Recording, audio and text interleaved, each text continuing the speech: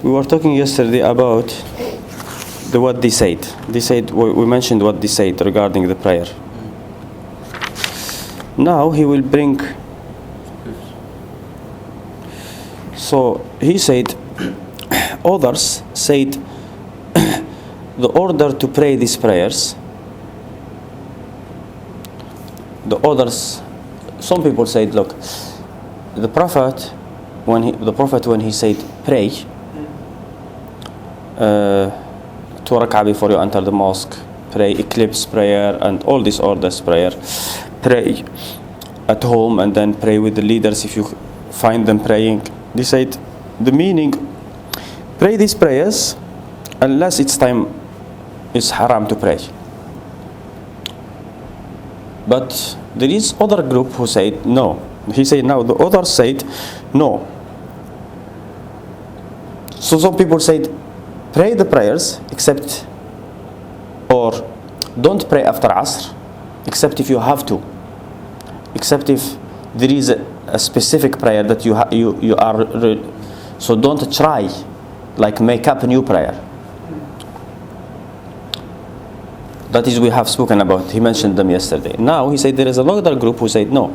He said pray these prayers unless it is time which is forbidden, then don't pray. He said, now Ibn Hazm say, now because both of them it's possible, both of these understanding are possible, because one contradicting another.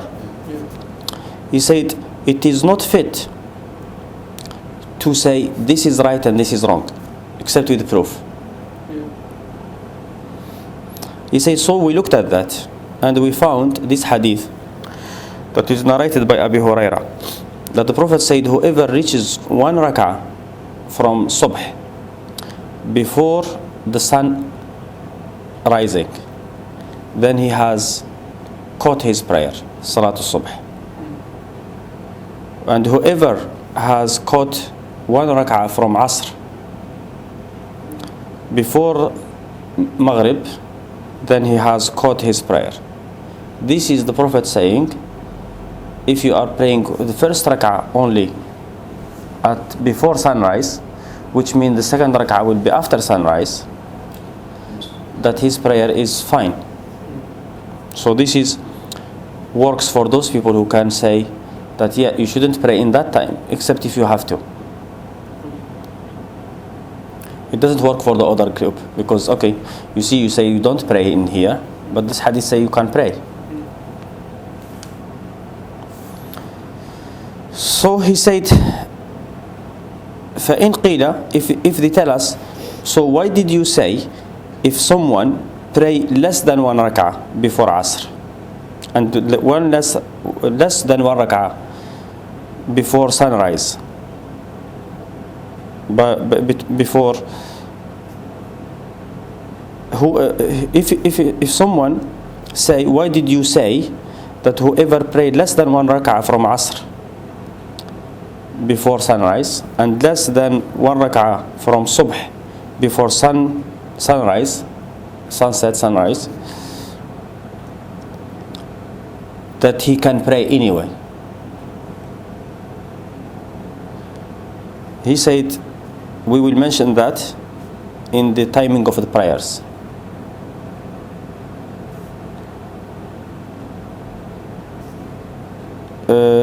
In the hadith which says that Salatul Subh, as long as the Qarn al-Shams, as long as the sun doesn't appear, and Salatul Asr, as long as the sun has not disappeared. Okay, so he said he will mention it there, explain it in details. Now he says, فَكَانَ هَذَا اللَّفْظُ عَلَيْهِ السَّلَامُ. He said, when he said this, the Prophet, when he said this, it's possible that he mean by this the time of these prayers,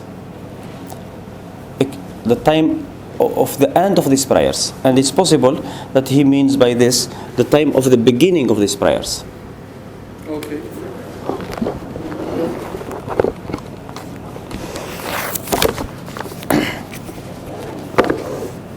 So he say we looked at that.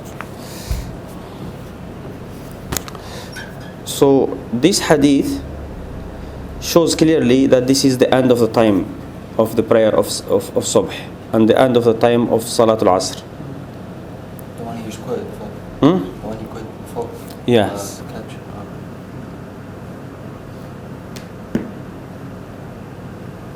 So he said this hadith actually shows that like that time is part of the time of Salatul Subh and part of the time of Salatul Asr. So he meant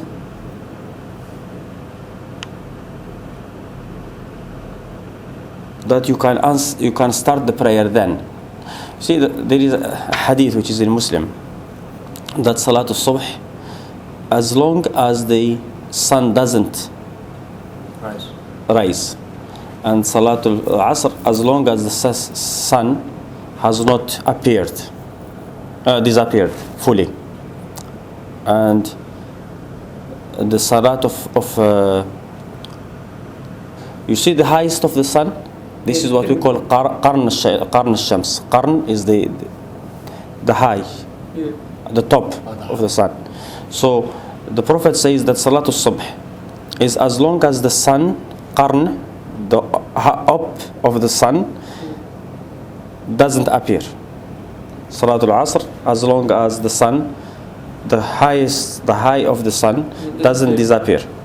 So he says this time, definitely the Prophet didn't mean that this is the beginning of the time. He said this is, so this is,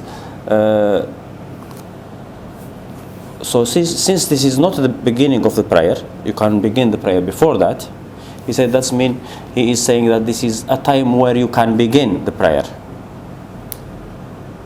As long as so if you can begin it that time, any time, so you can just say Allahu Akbar then.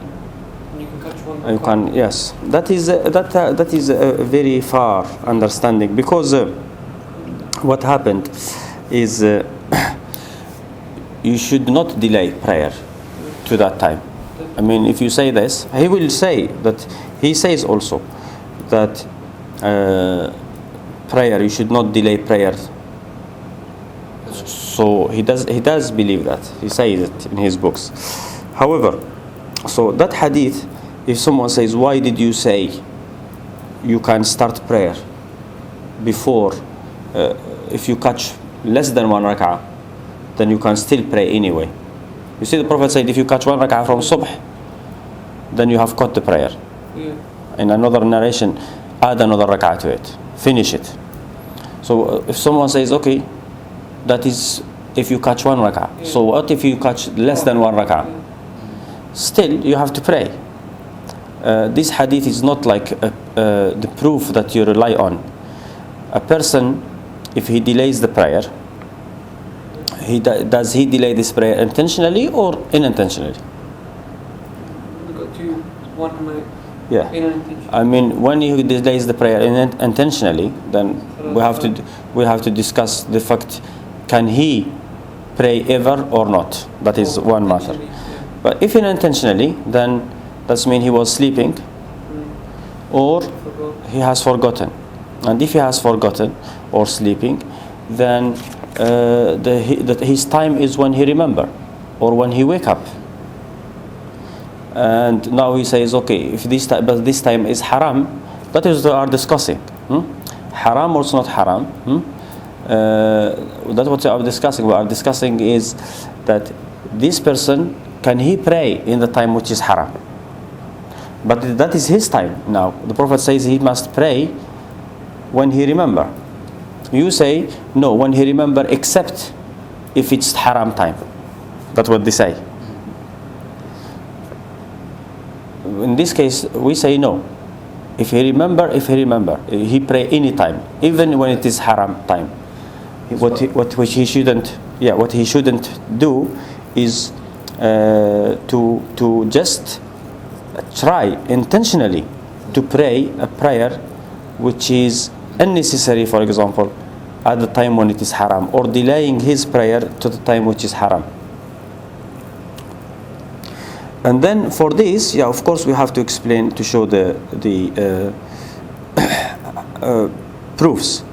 He says now the opposite side, they use this hadith. They use this hadith, which is of course narrated from here. He bring it from the Ibn al-Arabi, but this hadith is in Muslim. But here in this narration here, it's in Abu Dawud. Okay. Ibn al-Arabi, he is the narrator of Abu Dawud, but he has his own book as well. He has it is in Makhtut. In manuscript. Manuscript, yeah.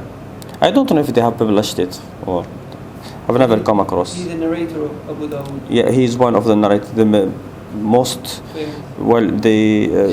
Definitely, yeah. The narration of Abu Dawud, which is Ibn Hazm had, is from Ibn al-Arabi anyway. Okay. But we have few Abu Dawud narrations, different narrations. When you say the Abu Dawud, is that like the whole book or just some hadith? Yeah, the whole Abu Dawud book. Ibn Hazm had it? Yeah, of course, Abu Dawud, Nasa'i, Ibn Majah. Relation to these books? Yeah, of course. So you must have memorized well. He had all these books. Yeah. The book that they say he was missing is the book of Tirmidhi. So. But like you say, he didn't even need Tirmidhi. No, he doesn't. He doesn't because. When you say he had Ahmad ibn Hanbal's sons as well. He had Musnad of Ahmad ibn Hanbal through his son. He had Baqi ibn Makhlad, student of Ahmad ibn Hanbal. They say the student of Ahmad ibn Hanbal, Baqi ibn Makhlad, he had almost every hadith that existed. For example, he had the Musnad of Ahmad, and on top of it, it's like they say it was like 10 times the Musnad of Ahmad, which has more than 30,000 hadith.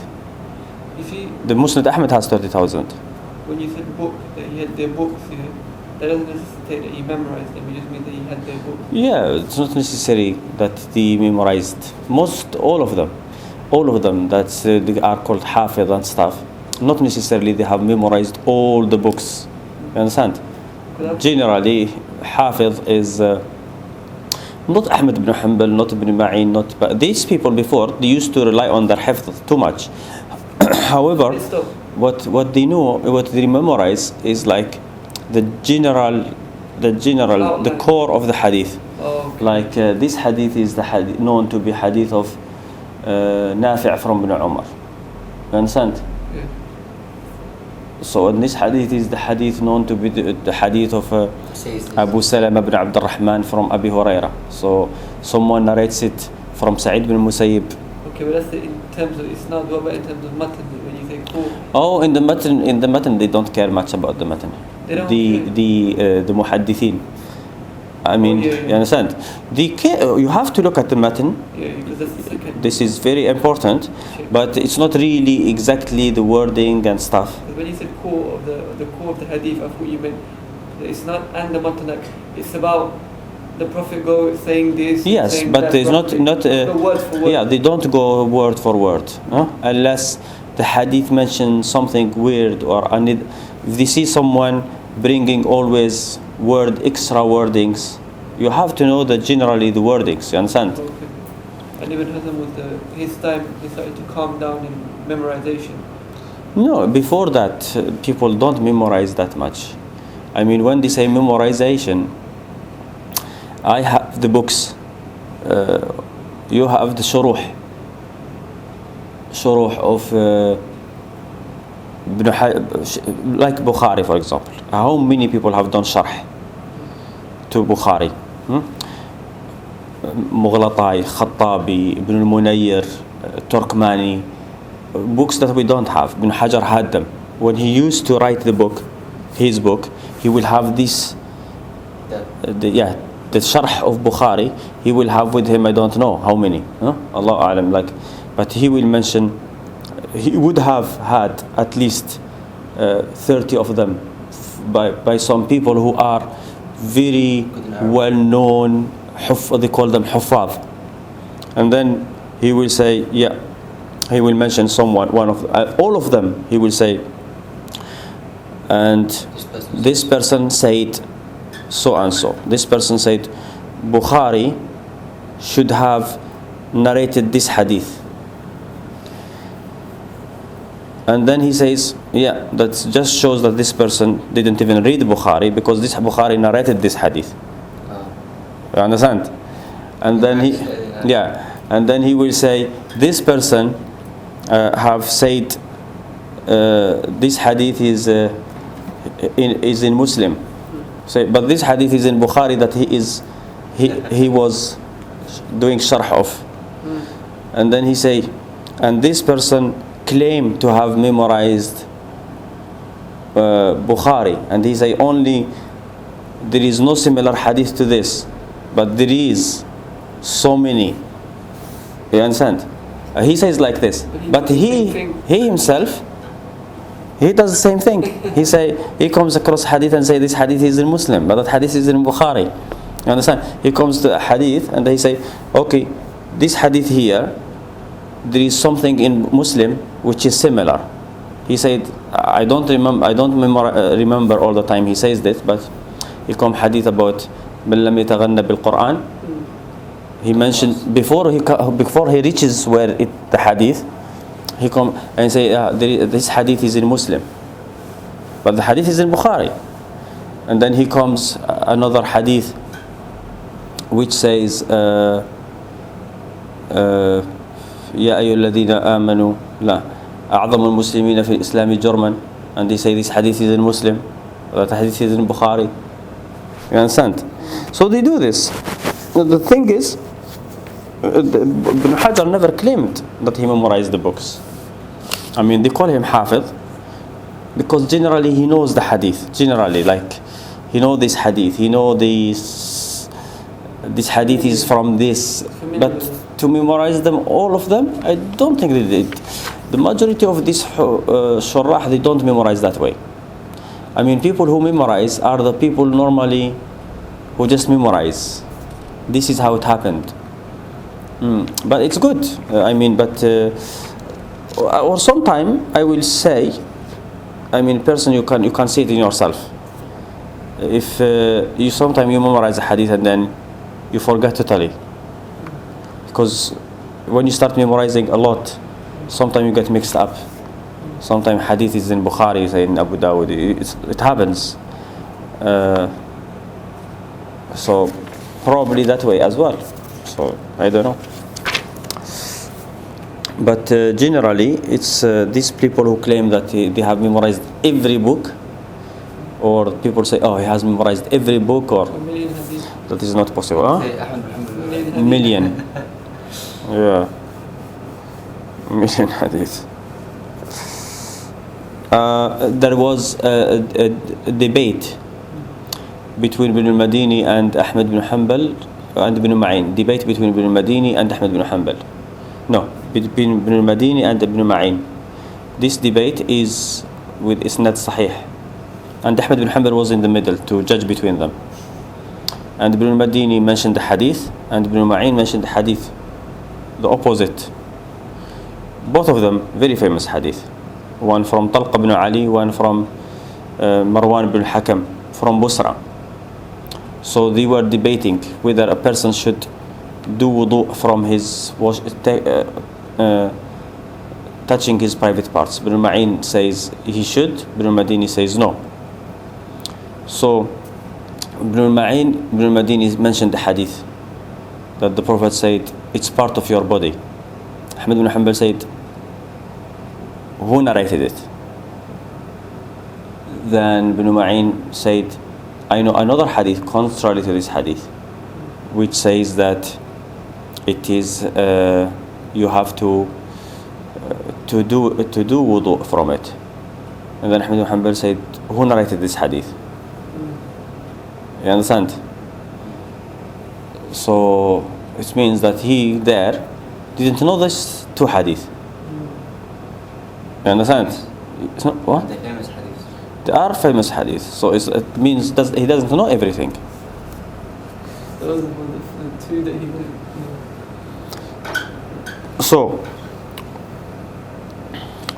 here the hadith of Abu Qatada al-Ansari says the Prophet sent Jaysh al-Umara.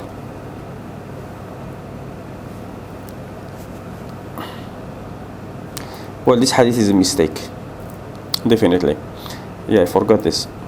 So he said Abu Qatada al-Ansari said the Prophet sent the army of the Umara, Jaysh al-Umara, the leaders. فلم يقظنا إلا الشمس طالعة. We didn't wake up except with the sun rising. And then we stood up quickly to the prayer. Then the Prophet said slowly, slowly, until the sun raised. So the Prophet said, whoever didn't pray the 2 rak'ah from Fajr, he should pray them. So people who did used to pray and those who didn't used to pray stood up and prayed. Then the Prophet ordered people to do the adhan. He said you adhan here, so he said the adhan. So he said the Prophet stood up and prayed with us. He led us in prayer. So he said alhamdulillah that we were not busy with any matter of dunya. Okay?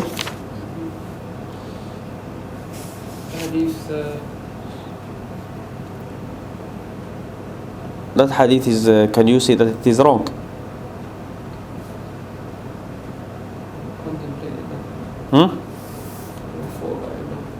Well, the thing is, this guy, what's called Khalid ibn Shumayr, who narrated this hadith, he's Khalid ibn Shumayr. He narrated from Abdullah ibn Rabah this hadith. Khalid ibn Shumayr is Ibn Hibban, Nasa'i, and Al-Ijli said he is thiqa. These three people, they are so easy in making people thiqa.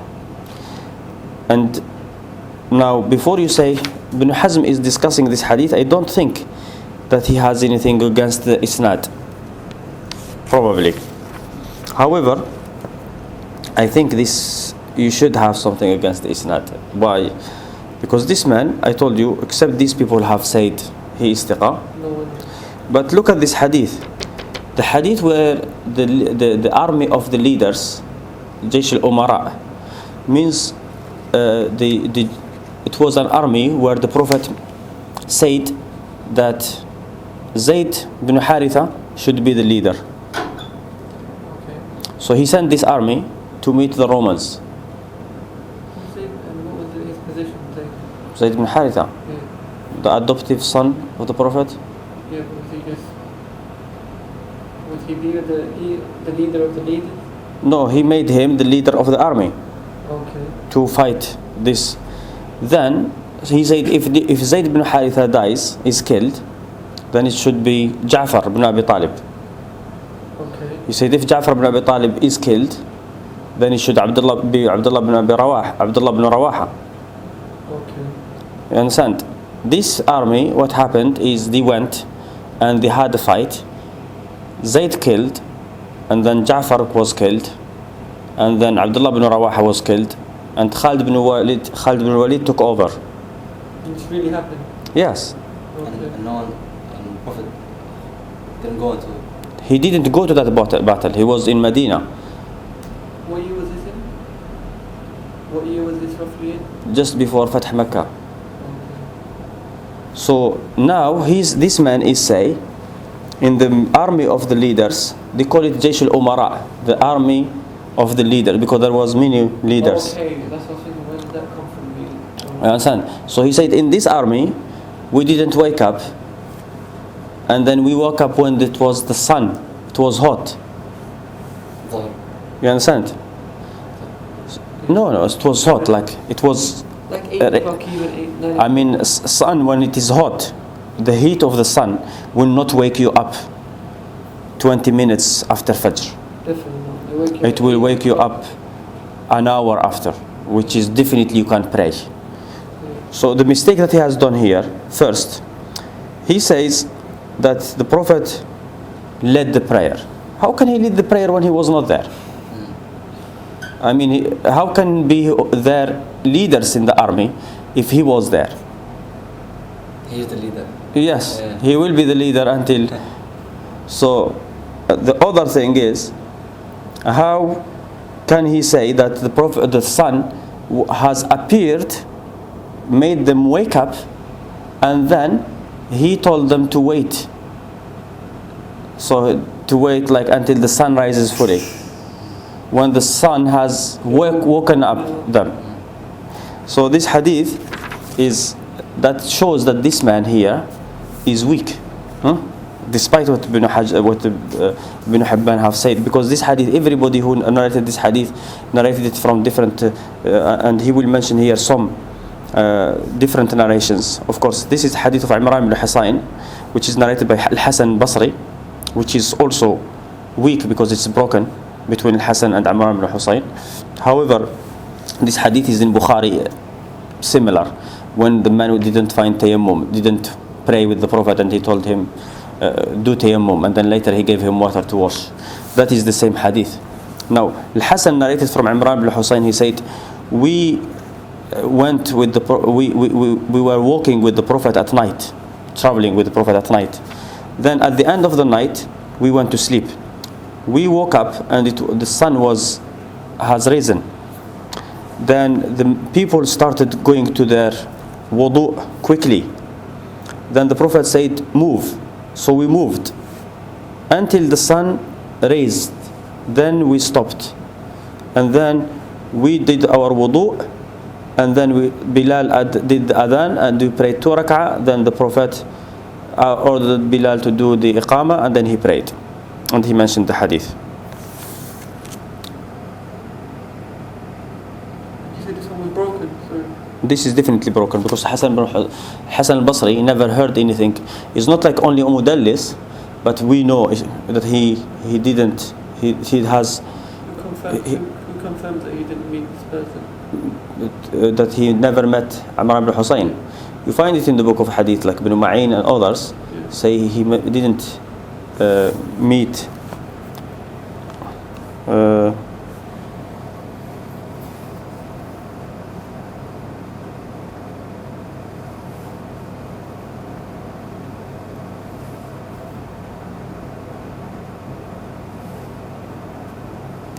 Okay, he says here. Okay, he put some takhrij here. He say there is different opinion whether Al-Hasan heard from Imran ibn Husayn.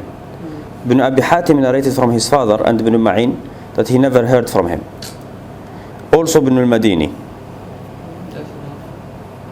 He says Al-Bazzar and Al-Hakim and Al-Dhahabi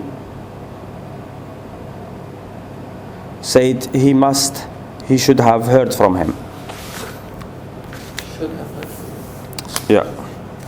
Okay, so that is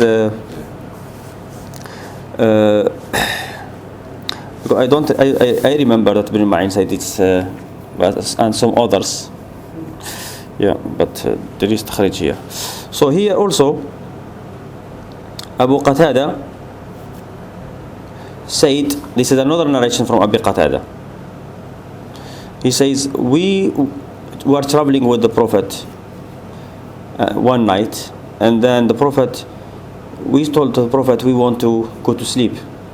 He said, I am afraid that you will sleep and don't pray Fajr. Then he said, who will wake us up? Bilal said, I will do it. So the people went to sleep. Bilal leaned against his camel, and then he slept. And then the Prophet woke up when the sun has appeared, not fully. Yeah, just we call it the eyebrow of the sun, the hajib. Then he said, oh Bilal, where is what you said? He said, I have never slept this way. And then the Prophet said, it's Allah who took your souls. Then he ordered them to do wudu. And then the sun raised, then the sun raised, and then he prayed Fajr. Okay? This hadith here, the isnad of it is fine. This is Hadathana. No, that is not Qatada. This is Abu Qatada, the Sahabi. He narrates here another hadith from Ala ibn Abd al-Rahman, that he entered to Anas ibn Malik in his house in Basra after Dhuhr, and his house was next to the mosque. When they entered to his house, he asked them, did you pray Asr? They said, no. We just finished Dhuhr now. He said, then pray Asr. So he said, we prayed Asr. When we finished, he said, I heard the Prophet say that is the prayer of the hypocrites. He will waiting for Asr he will wait for Asr until the sun is between the horn of Shaitan. He will stand up and pray 4 rak'ah. He doesn't mention the name of Allah except a little.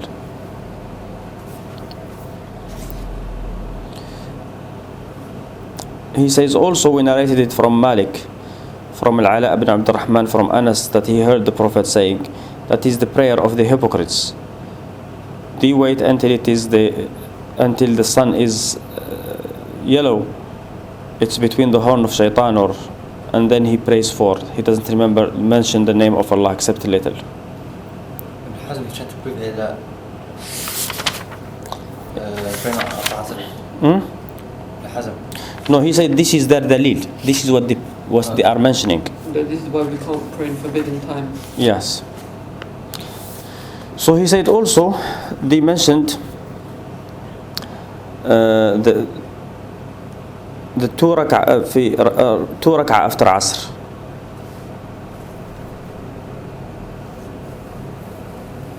That Ibn Mas'ud said about the people who, he will mention another hadith, that Ibn Mas'ud said these people who delay the khutbah of Jum'ah and delay the prayer until Sharq al-Mawta. Ibn Mas'ud was asked, what Sharq al-Mawta? He said, when the sun is so yellow. He said, for whoever reaches that time, he should pray in time. And if he has no choice, he should pray with them again. And the prayer which he prays alone will be the obligation, and the prayer with them will be tatawwuh. So they use this proof to say that is Sahih from Ibn Mas'ud. from Mas'ud, yes. Also, he said the hadith which is narrated from Abu Dar, that if you are with people who will delay the prayer from time, there will be time where people will be delaying the prayer. He said, then what should I do? He said, pray in time. If you find them praying, then pray with them. It will be nafila.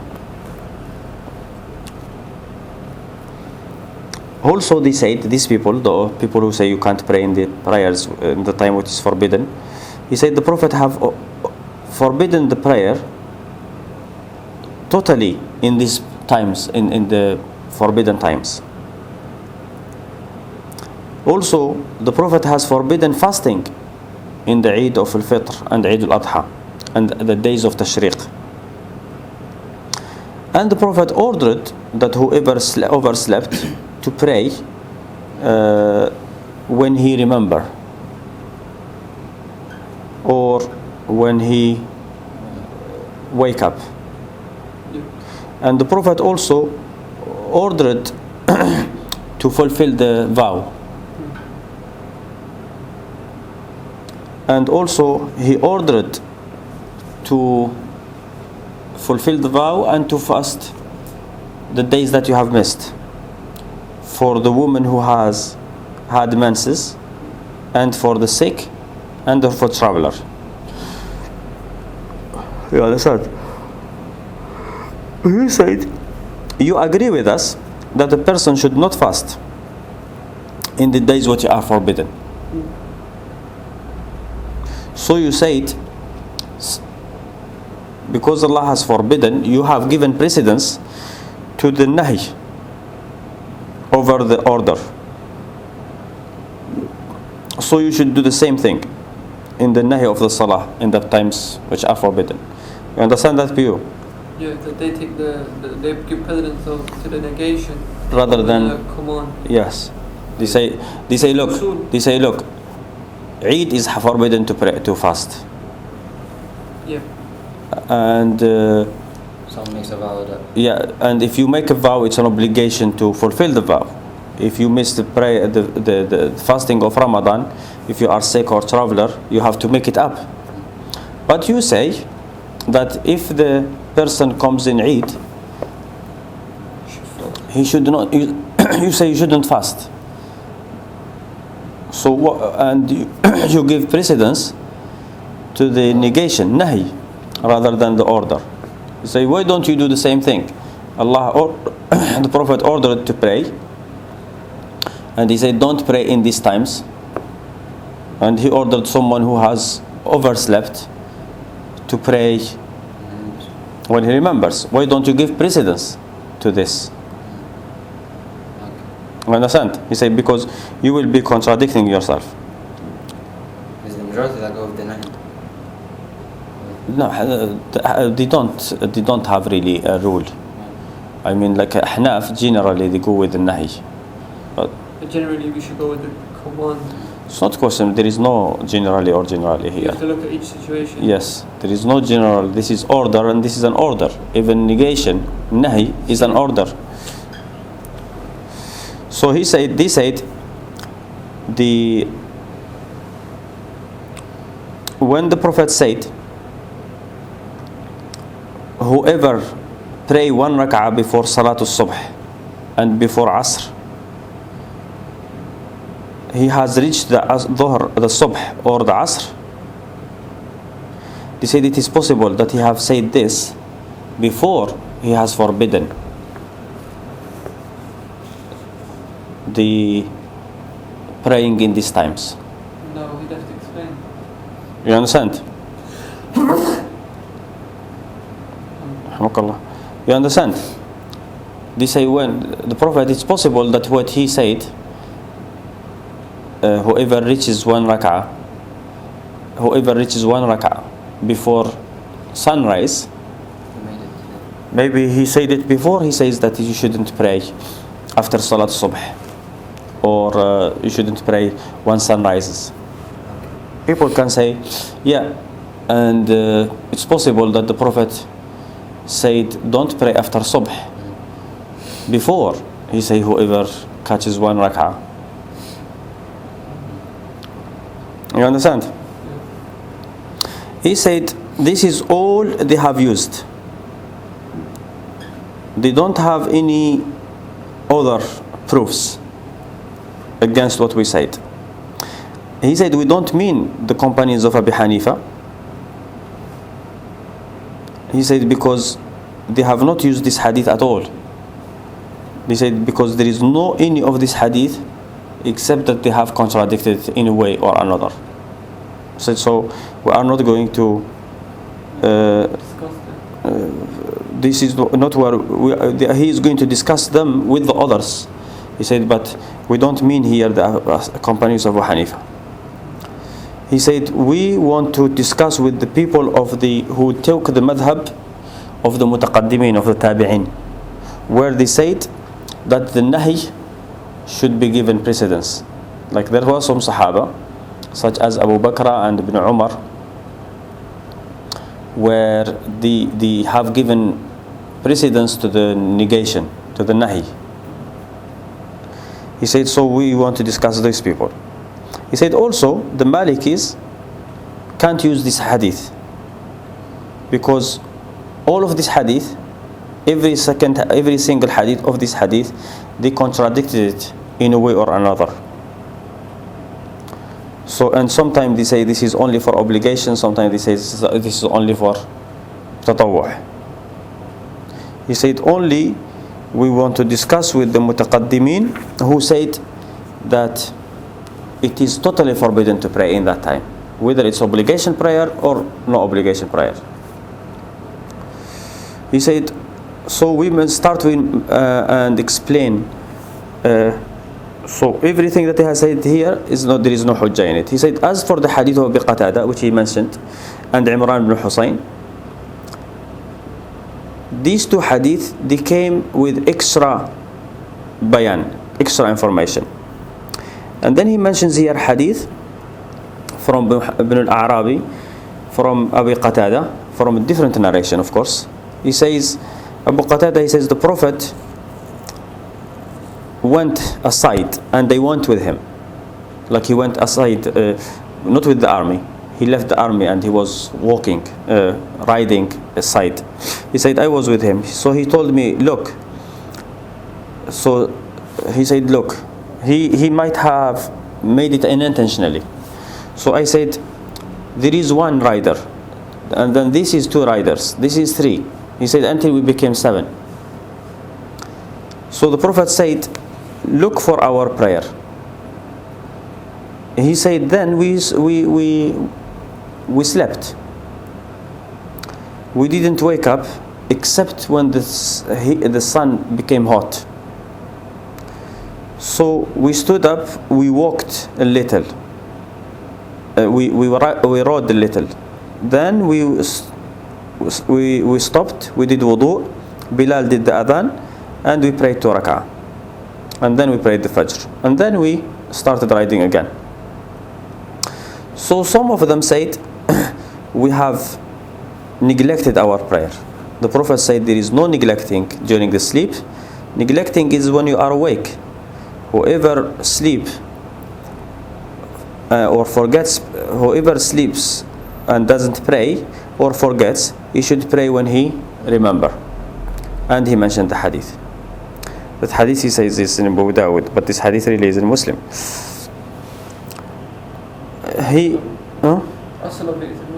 This hadith is in Muslim. This hadith itself is in Muslim.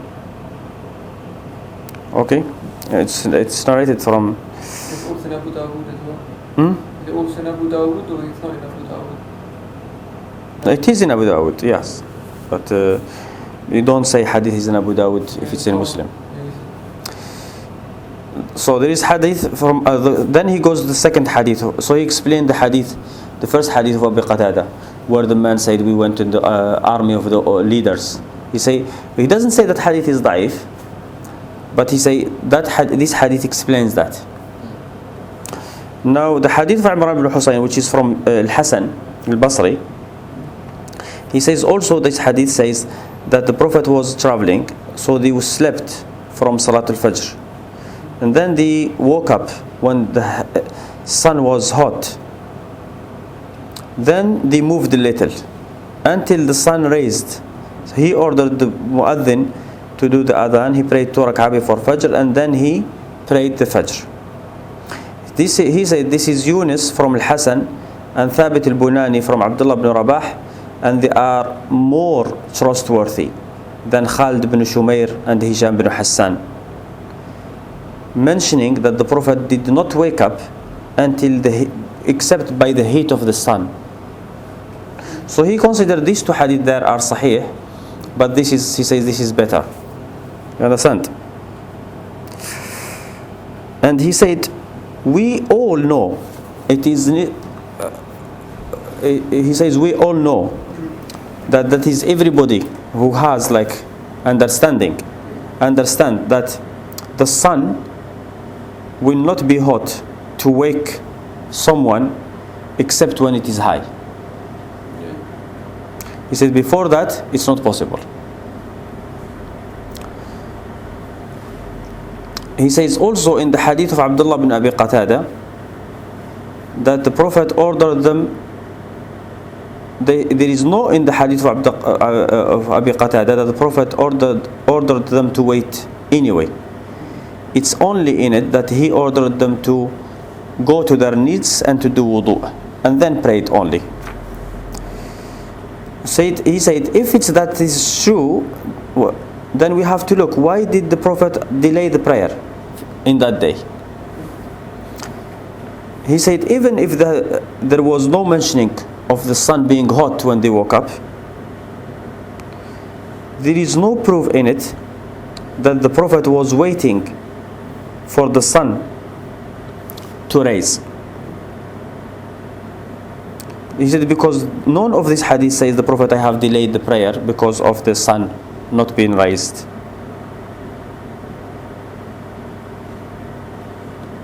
And neither the Prophet said that wait until the sun rises when he told them to wait. He didn't tell them to wait, he said move. He said this is only some guess from the narrators, because the narrators guessed and said what they guess. He said, and guess doesn't help in any way.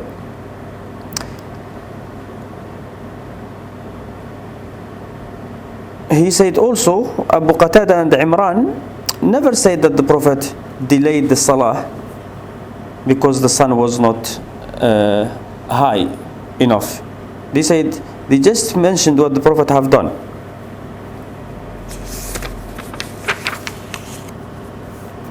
He said, whoever says that the Prophet affirms that the Prophet delayed the prayer that day because the sun was not high enough, he has said what he doesn't know, and he is following doubts, and this is lying about the Prophet.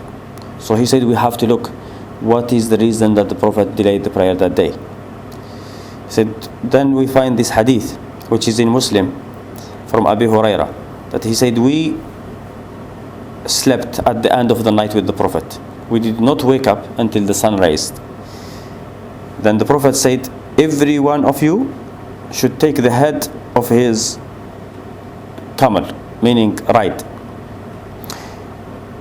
because this is a place where shaitan has been with us. He said, so we did. Then we moved, he ordered water, we did wudu, we prayed 2 rak'ah, and then he ordered the prayer, the obligation prayer, and we prayed the obligation prayer. He said also another hadith from Abu Huraira, the Prophet said, this hadith is in Abu Dawud, that the Prophet said, تَحَوَّلُوا, move from the place where the ghafla has, where heedlessness has taken place.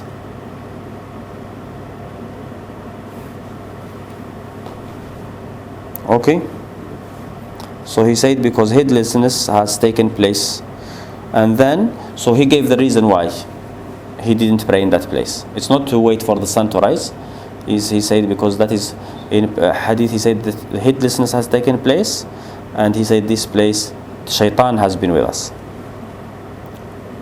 He said then now the problem is gone.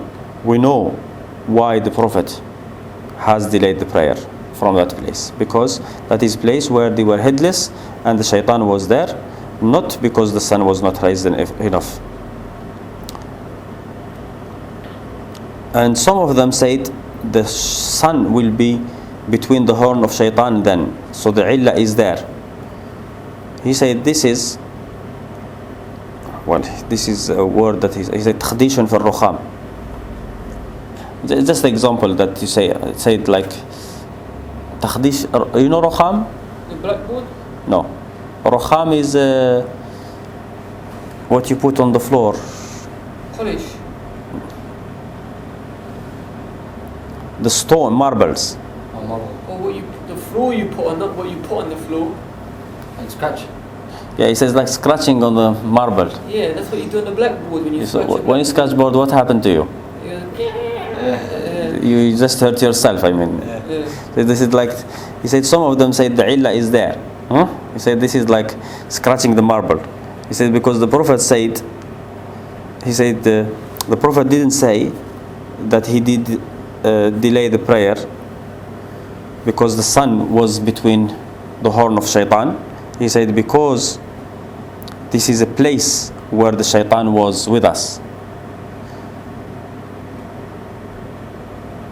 He says, and this is the opposite. This is not anybody who understand that shaitan being with us is not like shaitan, the sun being in the horn between of the shaitan. He said, so this person is a liar. He said also, if this was right,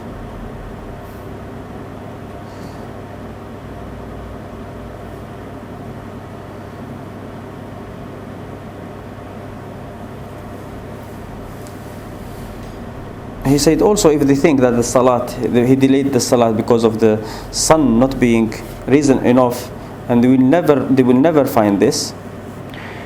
They will find in the same hadith that the Prophet said, whoever sleep or wake up, in the same hadith, he said in this hadith the Prophet said, whoever sleeps, he should and he doesn't pray, he should pray when he remember or he wake up. You understand what he says here? He says this hadith should have been abrogated then.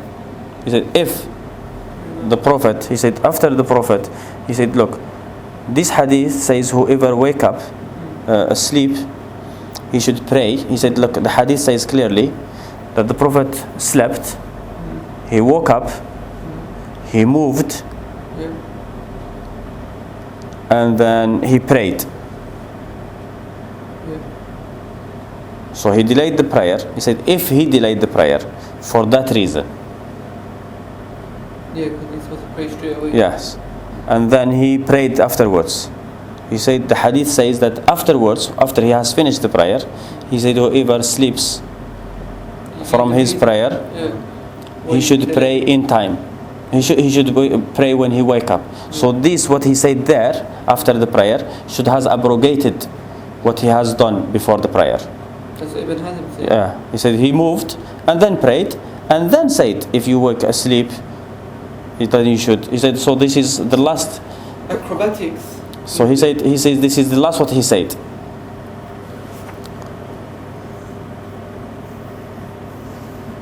So he said. But we really know that he delayed the prayer because he moved from a place of heedlessness. Yeah, but then. That's the only thing that delayed his prayer. If it wasn't before that, he would have prayed there and then. Yes. He said, as for the hadith of Anas bin Malik, that is the prayer of the hypocrites, he said this is no proof for them. First, that the Prophet only he only blamed the people who delay the prayer. Deliberately. Deliberately. He didn't say only the people who delays the prayer. You understand? What did he say? He said the hadith of Anas, where the Prophet said that is the prayer of the hypocrites. They wait until the sun is between the horn of shaitan. That's deliberate. Yeah, he said, but that is, he said that in that hadith, the Prophet didn't only blame or people or criticize people for doing that. He said he also mentioned in the hadith that they will stand up and pray 4 rak'ah. They don't remember Allah except a little. So you bring them together. He said it's not for doing, only for delaying the prayer. You understand? So you try to get. Says that is not only reason. He said only.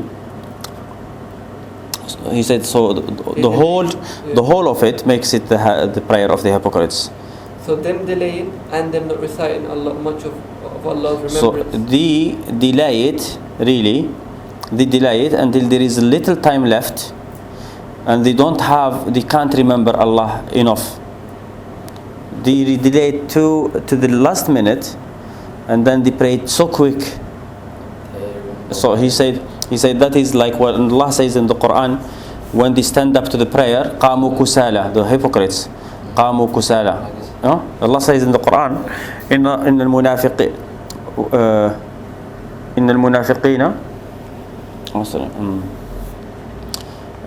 ولن يجعل الله الكافرين على المؤمنين سبيلا إن المنافقين يخادعون الله. The hypocrites tricks Allah. يخادعون الله وإذا قاموا إلى الصلاة. When they stand up for prayer, they will stand up with laziness, and that they don't remember Allah except a little. So a person will be lazy, delaying the prayer until the last minute, and then when he stand up, he doesn't remember Allah except a little. I mean, if he took his time, if he prayed at the beginning of the time, he will have time to pray.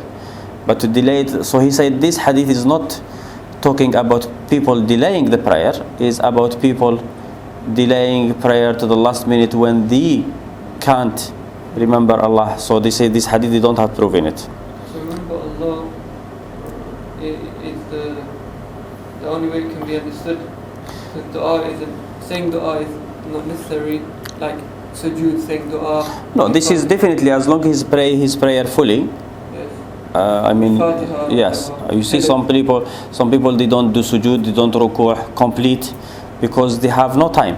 And that's not remembering Allah. Doing the action is not remembering Allah. That is remembering Allah as well. No, I mean, The salah itself is remembering Allah. but that's what I'm saying. The person is not remembering Allah because he's not doing the action completely. Yes, definitely. The salat itself is ruku' is remembering Allah, everything. So he said here, if we know this, he said the Prophet have also said, whoever reaches one rak'ah from subh before the sunrise, before sunrise, and one rak'ah before asr, before sunrise, before sunset, of asr before sunsets, he has reached the prayer. He said it's not possible that the person who is disobeying Allah has reached the prayer.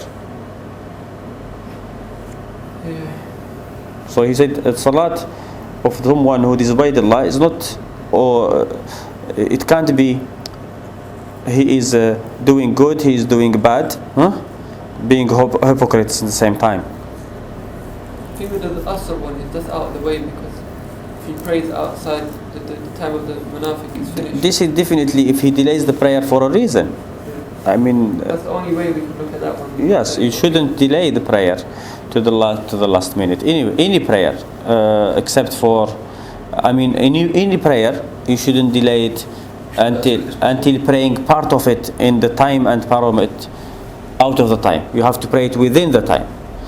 And for Asr, you shouldn't delay it to the last time anyway, because the end of Asr is not Maghrib. The end of Asr is No time. when the sun starts being orange. But here you can't see the orange much, no? Hmm? Yeah, but it is orange. Sunlight, you see it. If you can't see it, Yeah. it is. So, but you know when it is now. With other things, it's question of the Prophet say, as long as the sun is not orange, whether you see it or you don't see it, that is the time of it.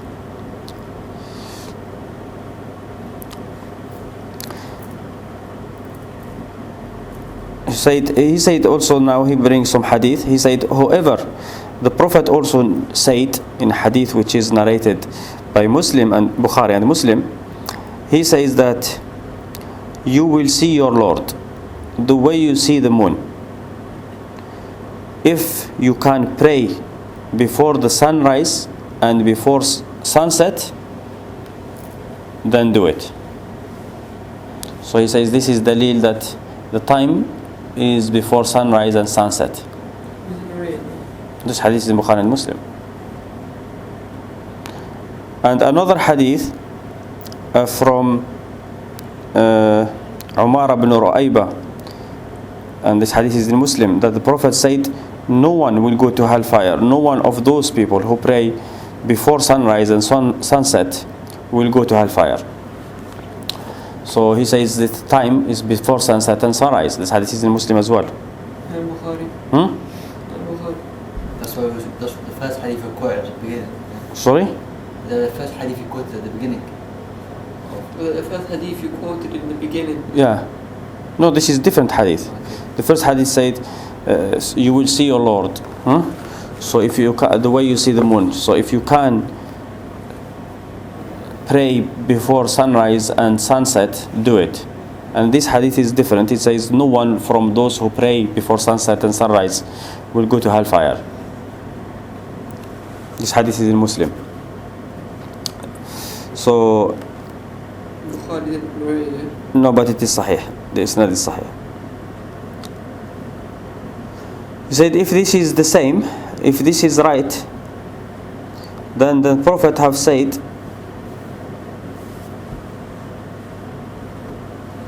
he said if this hadith is sahih, then the Prophet in the hadith of Anas meant a prayer that you should not delay to that time. Not Salatul Asr. He said when the Prophet mentioned the Salatul Munafiqin, he delayed the prayer until Asr. and then he stand up and pray 4 rak'ah. He doesn't remember Allah except a little. He said, if the hadith of our Prophet say that you can pray until the end of the time of this hadith, he said that the hadith definitely not Salat al-Asr. Definitely. He said this, so that 4 rak'ah that the Prophet have mentioned, then is the one who delays Dhuhr to that time. He says because the Prophet said, Salat, it is a sin to delay one prayer until the other time starts.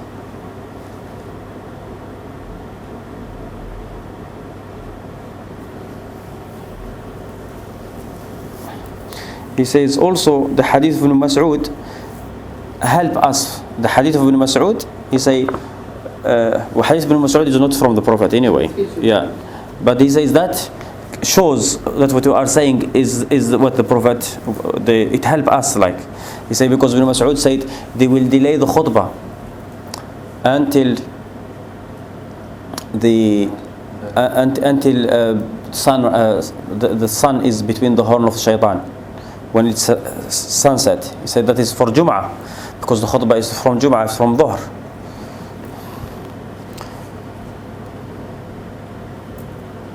He said also, Ibn Mas'ud himself said, pray in time and pray with them. That will be tatawwa for you. So he said, Ibn Mas'ud here says that you can do tatawwa in that time. You can do sunnah in that time. He says also the hadith of Abu Dharr, where the Prophet ordered people to pray again with them. He said, so there is a proof that the time, as long as Asr has not finished, as long as Maghrib has not started, as long as sun has not set fully, he said all this shows that the prayer, that you can pray in that time. Not if you have choice. All this hadith that he showed that you can pray before Asr, before sunset, sunrise, or everything that he mentioned, all it shows that you can pray, but not with if you have choice. All this hadith shows us only if you pray in that time, you have not missed your prayer. But it doesn't show that you, and all if you put the hadith together, you should not delay the prayer to that time.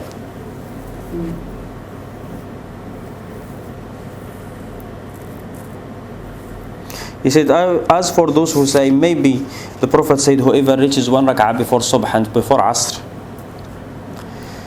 maybe it has been, maybe he said this and it has been abrogated with the order that you should not, maybe this happened before he said don't pray after Dhuhr.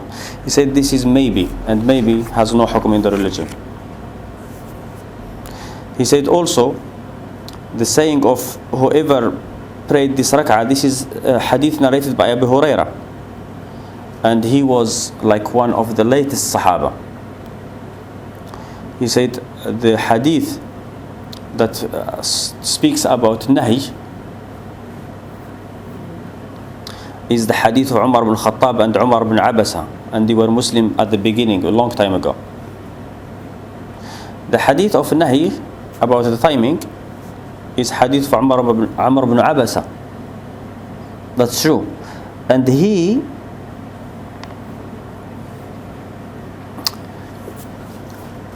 in the hadith, well, Umar ibn Khattab being an old Sahabi doesn't mean that what he narrated, you can never take. This is something that they say when it comes to abrogation. They say, look, this hadith is narrated by this person, and this person was Sahabi, like long from Mecca, and this Sahabi narrated the opposite hadith, and this Sahabi became Muslim like 1 year before the death of Prophet. That doesn't mean anything. It is still possible that Abu Huraira narrated the hadith which is Abrogated. no, he can. It's possible that Abu Huraira, when he became a Muslim, just 3 years before the death of Prophet, at the beginning of these 3 years, heard the hadith, and then Umar narrated the hadith which he heard just a few days before the death of Prophet. There is nothing to say that. Umar stuff abrogated. Yeah, they say the hadith of Abu Huraira should have abrogated the hadith of, because Abu Umar was Muslim a long time ago. Did Umar say that this hadith I heard it at the beginning when I become Muslim? Assumptions, and there is no hukam in assumption. Yeah. So even hadith of Amr ibn Abasa, the hadith clearly shows that he heard this hadith from the narration of the hadith. There is many different narrations, but from the narration is he met the Prophet at very early stage. Then the Prophet taught him some stuff. He told him, go, don't come. When you hear that I have won, like I have become powerful, come back. But where did he go? no, he stayed with his tribe. The Prophet didn't want him to come to him in Mecca where he couldn't protect him.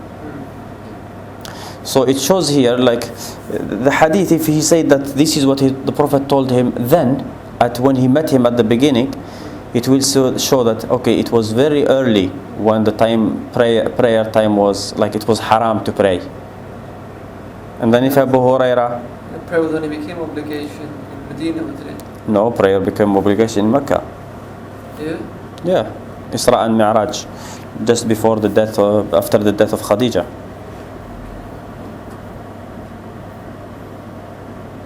He said also, doesn't matter really if one hadith is first or the other, or is the first or the end, because we have to use both of them. As for their saying that we use the negation about fasting on the Eid al-Fitr and the Nahr and the Yom Tashriq, and we leave the order of doing Ramadan, the missed days of Ramadan, and for the vows and the kafarat, and they tell us that we have to do the nahi, to use the hadith of nahi as well regarding the salah. He said this is qiyas. Not really. This is rules. If you do them, he says, and this should be used with the Malikis and the Shafi'is. He said because they also contradict the Ahnaf in this qiyas. So they should say that you are the first to negate this qiyas, because you say Salatul Asr in that day, it's possible. I mean, fasting in Ramadan is an obligation. Someone is sick, must fast as soon as possible. But they say you don't fast on Eid, because Eid is haram. He said this could be used against, he said the Ahnaf, this can be used as well and say you don't pray. He said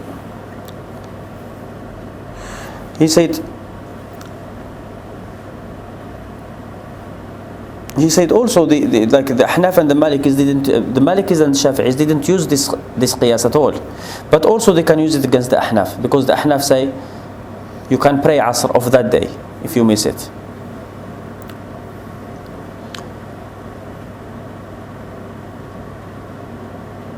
He said then the time which is forbidden to pray in, some of that time you say you can pray and you can do sujood for tilawa, and you can pray janazah, but you can't pray salat, vow salah. And some of this time you can pray in it, some of this time you can't pray, like what Malik said. He said it's all after Asr you can't pray. This is what the hadith say. He said but you say you can pray at the beginning, but not when the sun is very yellow. He said so also you have used a nahi, you didn't use the nahi completely.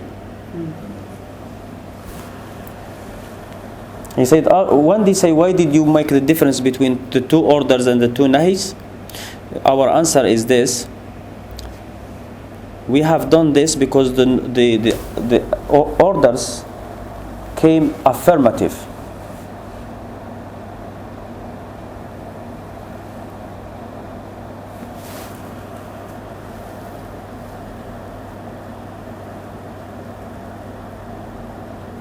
Okay, he will use ijma'. He will use here the ijma'.